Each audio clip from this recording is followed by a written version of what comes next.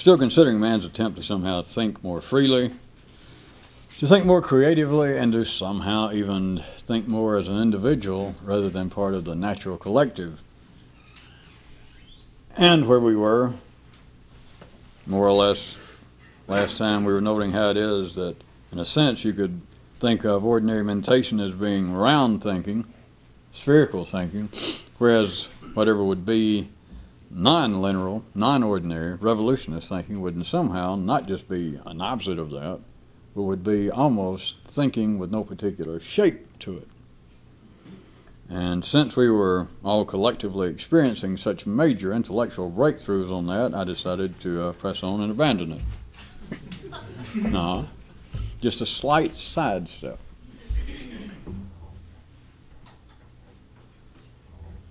Along not completely dissimilar lines, you could consider this. I think, in fact, there was a Kyroot a few weeks back. But it would go like this.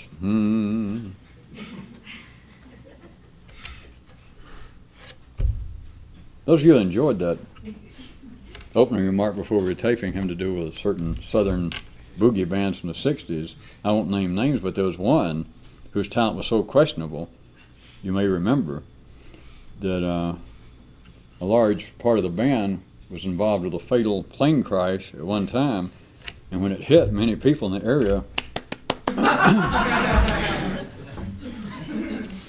not that they died. That got too obscure, didn't it? It was like a very old joke. The place that the band was so bad, when waiters dropped dishes, people got them danced. See, that was the point. It wasn't that we were glad there was one less 2 or 3 guitar band that knew held upwards of 2 chords. Back to where we were. It would only be a revolutionist who could identify his universe, whereas everyone else, the best they could do would be to name their neighborhood, their nation, their solar system, and like that.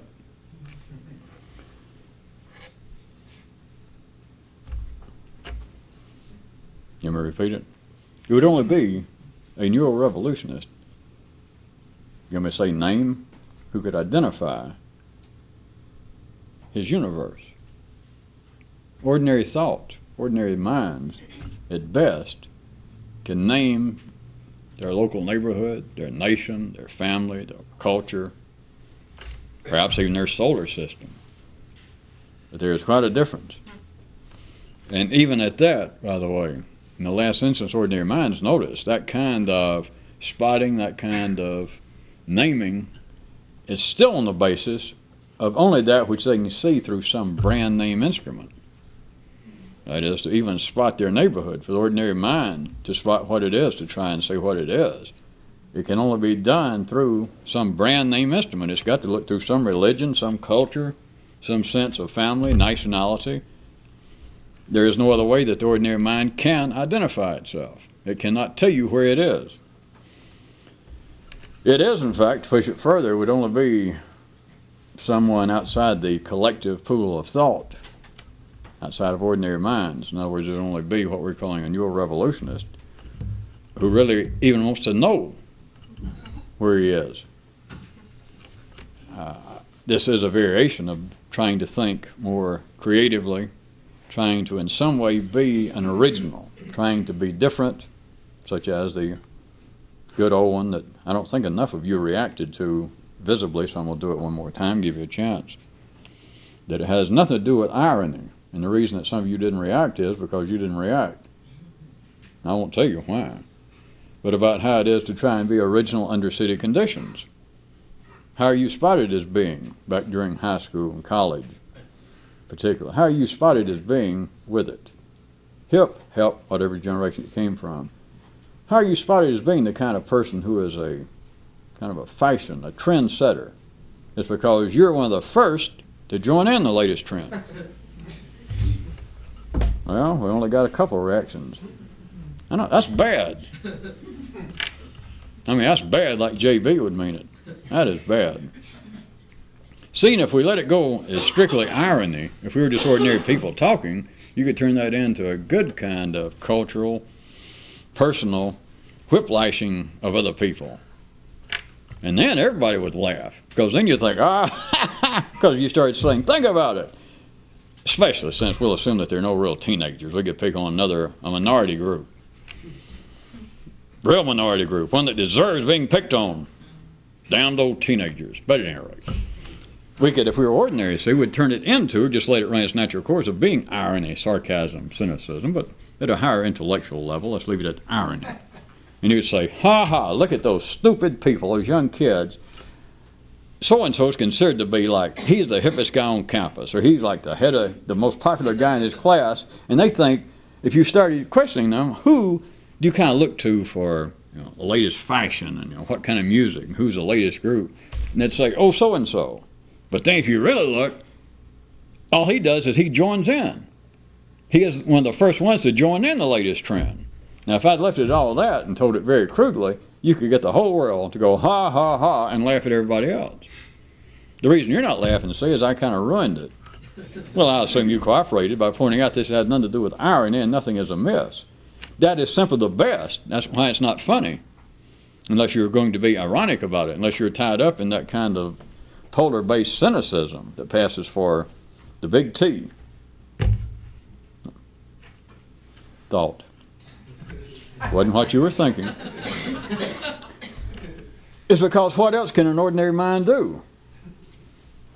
If you look to somebody that, I still feel like that I interfered so much that some of you are missing it. It's very straightforward. It's just that if you don't take it as being a simple finger pointing of irony and stupidity, then you can't do anything with it. So I can't resist a minute stopping just to make sure. If you suddenly moved into a new high school, you can all go back and feel like you're in high school, or maybe some of you had a kind of retarded development and you were still young in college. Some of you could be young now at 50. Immature. Mentally. But anyway, if you just moved into high school, let's assume that wherever you came from, you were fairly hip. Just part of the middle of the pack. In your little wolf, you were just semi-hip in the pack. And you got there, you'd immediately try to find out who's really hip. So you'd kind of get close. You'd like to, at least if you don't dance with the hippest person personally, be part of the collective pack that kind of dances with him. But how would you know how hip he was? It'd be like this, just put it very crudely. Whatever magazines you were reading, whatever TV show you were watching, however you got the information about what's hip, now about dress, hairdos. When you got to school, you had just heard about it that morning on the news. You just read it, you just got your copy of Teenage I'm With It Hip magazine, or whatever it is, and it said, this is the latest thing going on in Los Angeles, or wherever you thought was hip, Omaha. And you got to school, and you were waiting to tell everybody, and it was some kind of new hairdo like purple and half of it shaved off, and you got to school, and there was old so-and-so. I already like that. You take that as being the leadership of what's going on, simply because he was the first one that you knew to join what was already going on, right? The reason that you're not reacting in a certain way, that is not cynical. That's not the reality of it. That's not what's to be gotten from it. The point is, for something to be ironic, see, it has to be that the result is not only what was not expected, but the unspoken part of that kind of definition is that it could have been otherwise. That's why it's ironic. But this couldn't have been otherwise. That's why you're not reacting.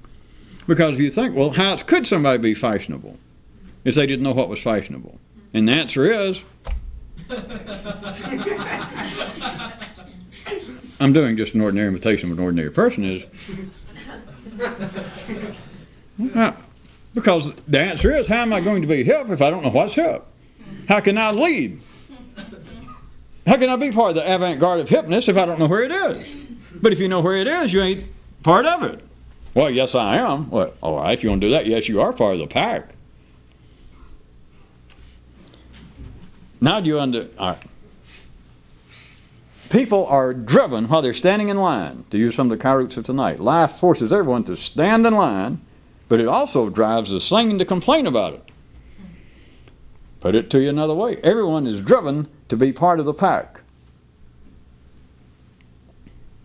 But then you complain about it. You bark at who appears to be the leader of the pack. You bark at that dog's heels. That's part of it. Put it to another way. Everyone wants to be original. How? It's not arranged that way. And so the closest thing that passes for originality is you see something else that somewhere a message says, this would be original. And the closest you can come is try to adopt that same thing right after the head dog does. You can't do it before him. You understand that? If you got your magazine of hip teenager and it said, you know, the thing that's going on now in Los Angeles and the hipper parts of Omaha is you dye your hair purple and you shave off half of it, and you thought, that's what I'll do. But if you were just ordinarily hip, just an ordinary person, you would know this without saying. You got to go to school the next day and find out who it is, whoever's the leader of your pack, is to make sure that he's already done that, because you can't show up first if you're just part of the pack. And very close to 100% of the dogs on this planet, speaking of you, no offense, ordinary minds is what we're talking about, is part of the pack. Those that stand out, for good or ill, by ordinary views, are the ones who are not part of the pack. They're the ones that apparently are the leaders of the wolf herd. But you can't show up first like that. You got to show up. Or if you go do it, if you think, boy, I will be hip, you would naturally assume, well, oh, what's his name will already know about this, and so he'll have done it. But just to be sure, you would have to, sneak up to the edge of the schoolyard and see him and make sure he was like that. And if he wasn't, you'd have to go home, because you can't show up first. That would not be hip. You would not be creative. You understand that? You want to try it another way? We can deal with fables. If we're going to deal with furniture and fashion, we can sure deal with animal fables. If we're dealing with a lion pack, a wolf herd, and one of the wolves and you understand how that goes. I mean, everybody's watched National Geographic, or some of you, I'm sure, has read National Geographic magazine. Not the pictures of women without any clothes on. The serious parts. Everyone knows that a wolf pack, almost all collective social animals, somebody's in charge.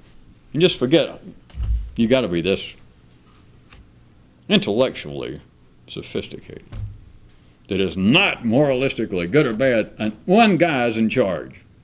Or in some cases, one female. But one guy is in charge. The rest of them are the same thing as your subject mentally, when I use Kyroot and I about a king. There's somebody in charge, or your mind would not even work.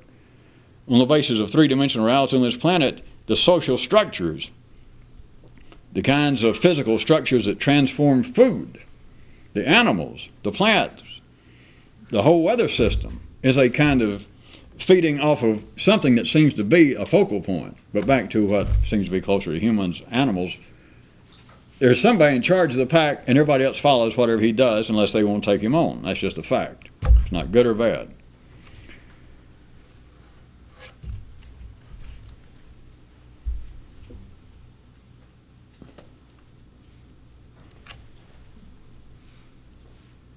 If you try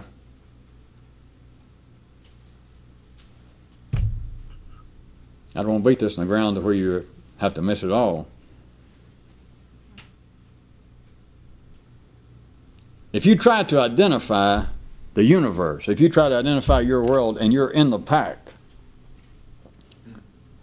then your view of what's going on cannot be removed from whatever the leader of the pack, whatever that view is.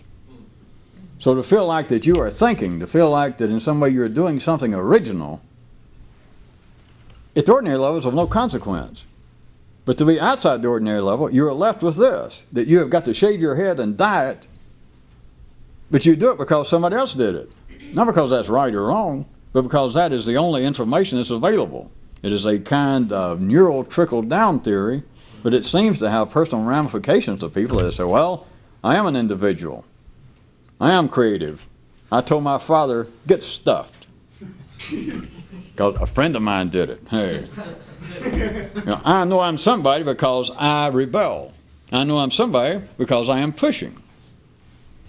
That is the way life grows mechanically. That is the way that the natural phenomenon, the expansion of life, including humans, including the nervous system, including this, that's the way it expands. And normally it's happening over a period in the past, let's say, of generations, of whole lifetimes. It's closer to generations, but in times past, even within this century, for instance, in the Western world, it's more like a period of a generation, or within the last several hundred years. It was more a matter that took like 50 years for things to change enough for them to be of any great consequence. Don't any historians write me, all right, 300 years, 500. But it's been a gradual process, and it speeds up so that now it seems to change more, that it can change in even observable ways in one lifetime, which is what makes some people now even more, I think the medical term is have the red ass, be irritable about, well, things are going too fast. They used to, like in your great-grandfather's time, for instance, it might have taken him to the age, if they were living to be 50, it might be that he got to be about 45 until he got really, really seriously pissed at young people. But nowadays, you don't have to do that. Things have progressed, things are faster. Now you can be, what, 24, 25, out of college, got yourself in debt, got a car, and you turn around and there's some kid 17, and you're as pissed as somebody was 100 years ago. That took them, they had to get to 45. But now you can be mad already. Not that it's right or wrong, it's that things have, in a sense, become fingers. No, speed it up. It didn't become fingers. Jesus.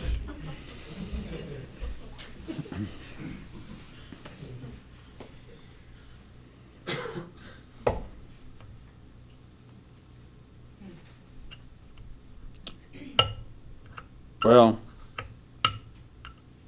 back to where we were, in a sense. It is only a real revolutionist in the midst of all this that actually wants to know where he is. And it would only be somebody of a non-routine mental approach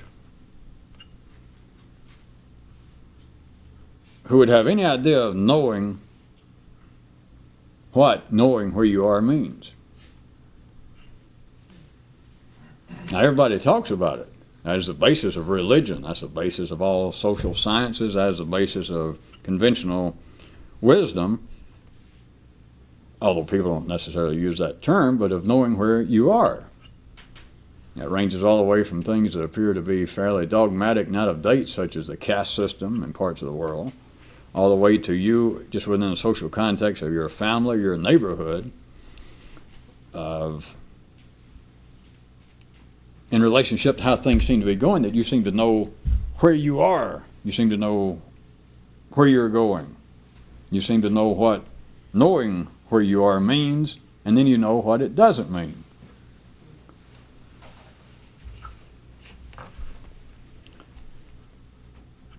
All of that I was not going to stay on has what from ordinary views would seem to be psychological, sociological, political, racial, religious, sexual, every other kind of basis, whereas from a more revolutionist view, oh, that's child's play. It's not that much different from seeing somebody soil their pants because they were 2 years old. That certainly would explain it. To any reasonable mind, people say, oh, yes, that's true. But what does that tell you? Other than the guy in the room.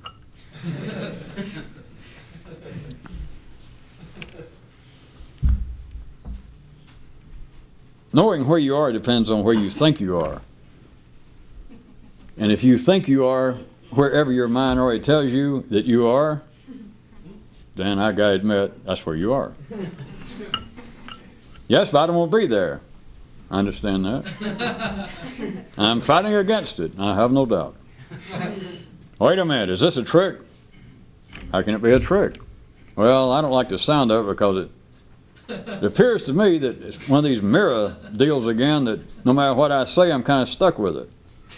No, I wouldn't take it that far, but sir, have you ever read the tale of Burr Rabbit and the Tar Baby?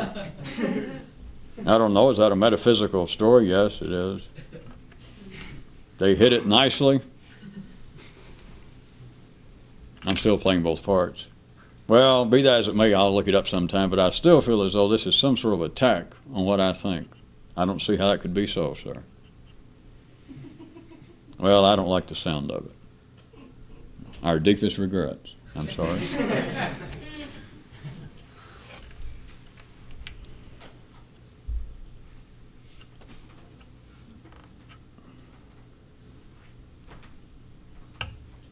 I'll see if I can extract some of you from it.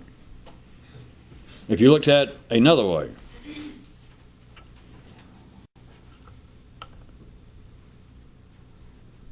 you cannot truly know where you are unless you make it up.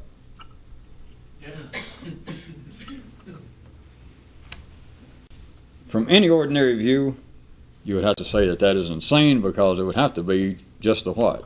Opposite. That if you were the sort of person that made up where you are, then you couldn't know where you are. You would, in fact, by any reasonable definition, be clinically nut city. I mean, it's just obviously a fact. Assuming you're not on drugs and something's wrong with you, that you would have to be crazy. At that level, also. But you have had 30 or 40 years of being at that level. And where are you? I don't mean physically, and I don't mean financially, socially. Of trying to think in some different way, and you've had all this time to run up and down streets and down side alleys, consider this, consider that, and here and there, perhaps intake a few substances that you had to pay dearly for, perhaps on the sly. But still the question is that you should ask yourself, do you know where you are? And the question really is, not really. Or the answer really is not really. I can't really tell you where I am. I am searching. I am a seeker. I am after the truth. I am riding the crest of the waves of doubt and investigation and other kinds of things that poetic people and people on drugs are inclined to put forth.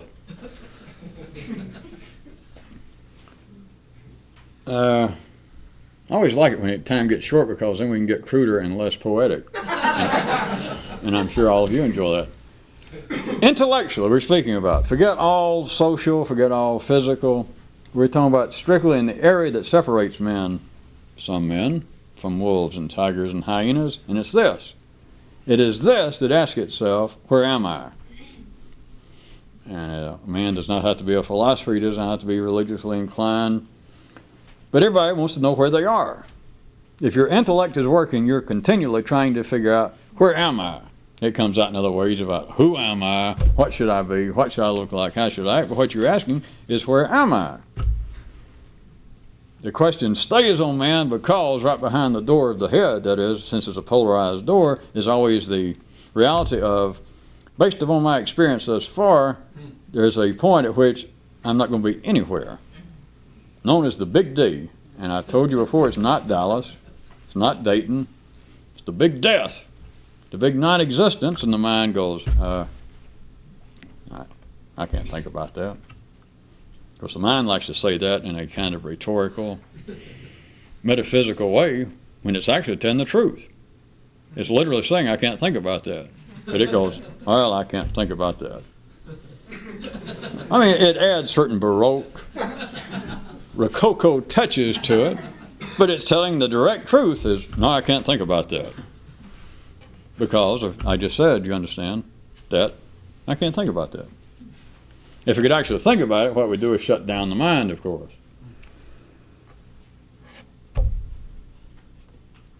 The ordinary mind is trying not to, even though it's made to say it is trying not to know where it is.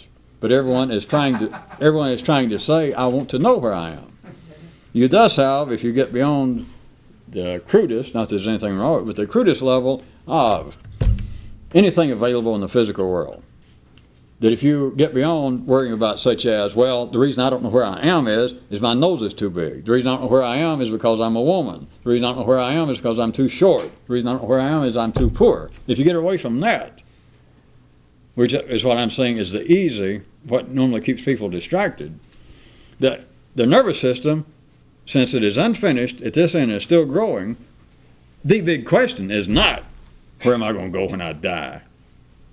I know it seems that's just missing. What it's really asking is, where in the hell is this going?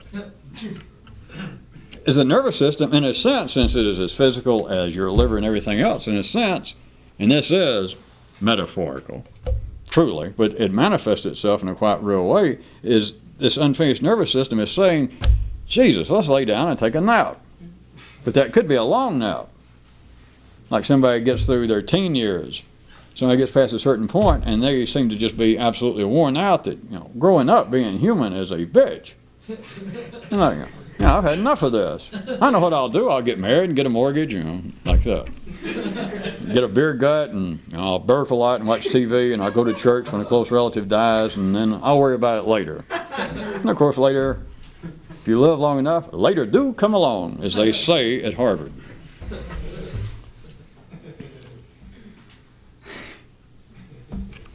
So everyone, in a sense, is asking where they are. And it is a lot more. I'm sure we're all delighted that I waited till the last minute to get into this.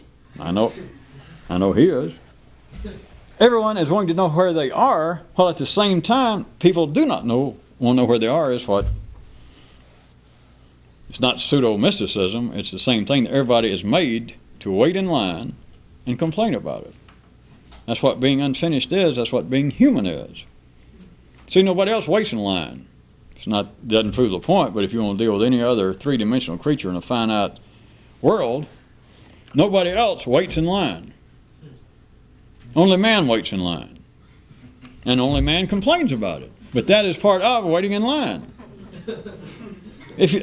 If the line was not going somewhere, that is, if you were a finished creature, if you were as finished and complete as the ever-popular and world-famous Bengal tiger, or the erstwhile known Burmese orangutan, you would not wait in line.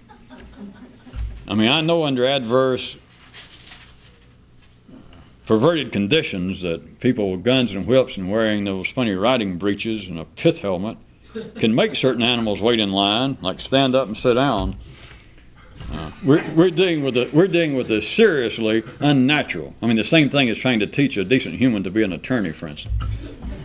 Animals, no creature will wait in line because everybody else knows where they are, because the question of where am I does not arise. It's only humans that won't know where they are.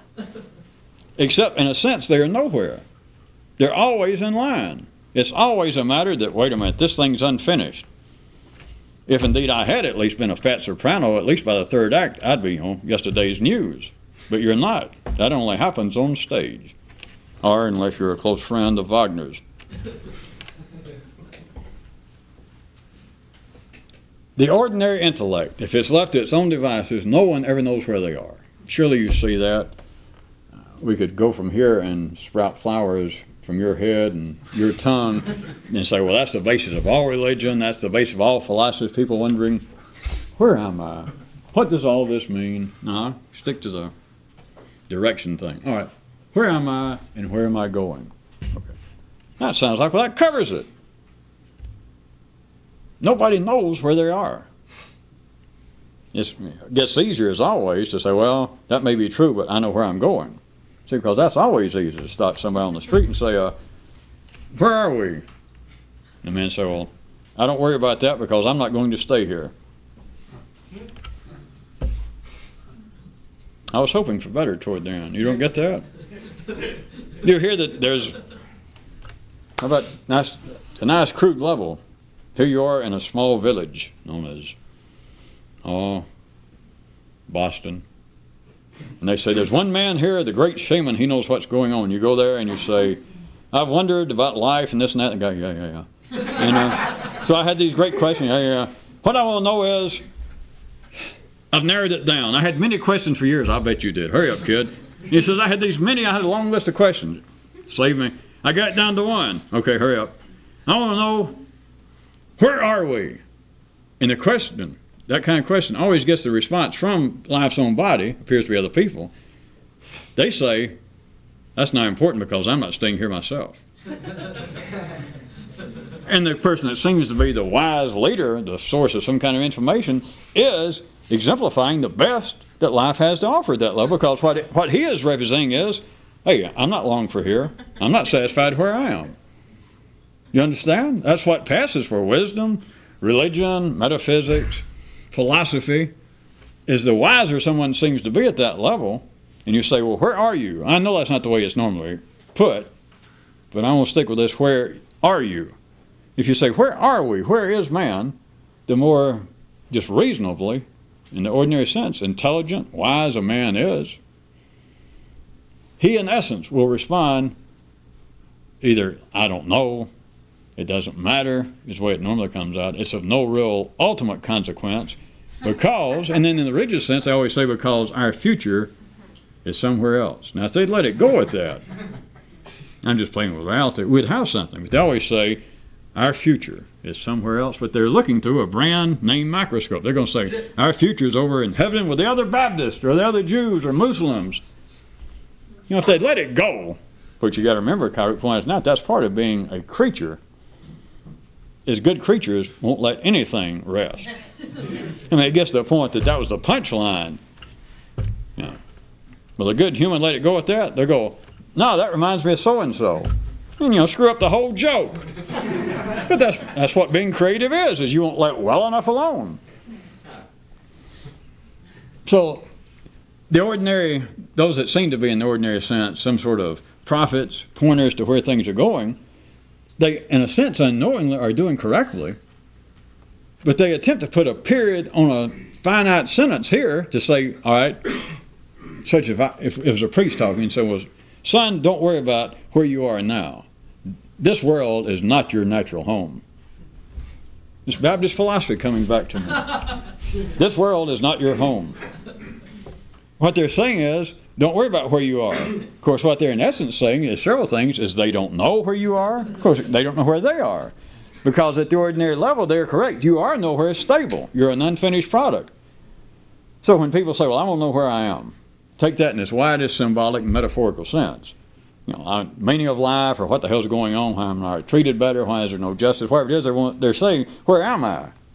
Because they're also tacitly saying that they feel like I'm in an unjust land, I'm being held by the pharaohs, I want to get out of here, and they're saying, where am I?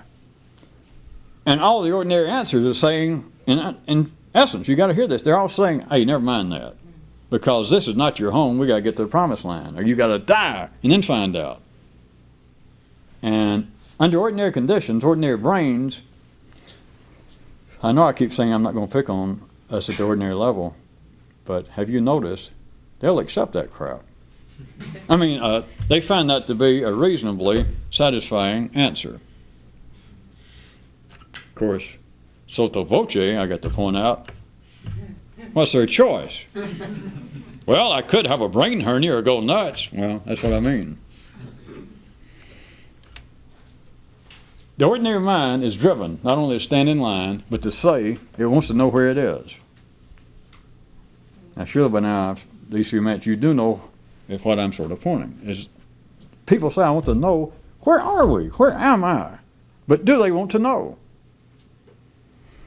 And you can insist, if you're ordinary, you say, yes, no matter what you say, I'm playing around with words, yes, I do want to know where I am. Really?